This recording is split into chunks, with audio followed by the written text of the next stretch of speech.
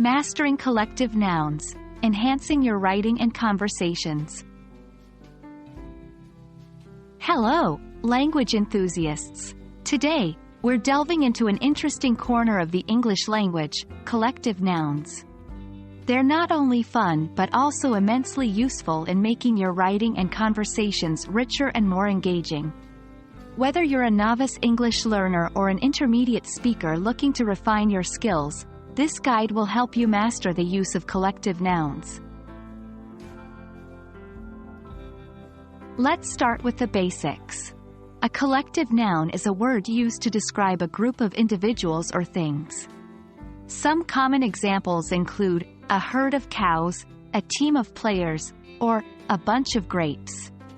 They're an essential part of English grammar, helping to create concise and meaningful sentences.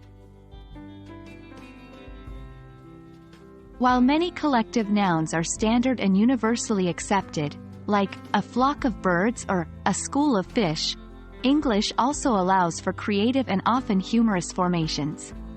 You may have heard phrases like an ostentation of peacocks or a murder of crows. These illustrate the vibrant and imaginative aspect of language.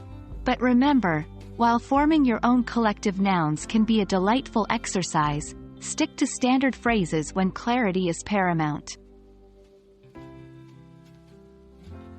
In your writing, using collective nouns effectively can elevate your prose.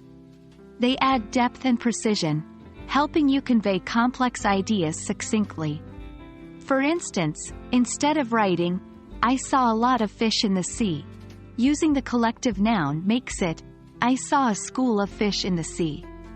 This not only shortens your sentence but also paints a vivid image for your readers.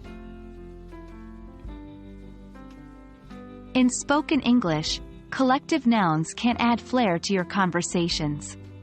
Just as in writing, they provide a more precise and evocative way to describe groups of people or things. So, the next time you talk about your favorite football team's performance, instead of saying, "All the players worked well together," try, "The team worked in unison." It's not only more concise but also adds a professional touch to your language. A common question around collective nouns is whether they're singular or plural. The answer depends on whether you're considering the group as a single entity or focusing on its individual members. For instance, we say, "The team is winning," when we consider the team as a whole. But if we're talking about individual members, it becomes, "The team are arguing among themselves." That's it for our deep dive into collective nouns. With these tips and insights, we hope you'll find it easier to incorporate collective nouns into your English language use, making your conversations and writings even more compelling. Remember, language is a fascinating playground, so don't be afraid to experiment and have fun. Happy learning!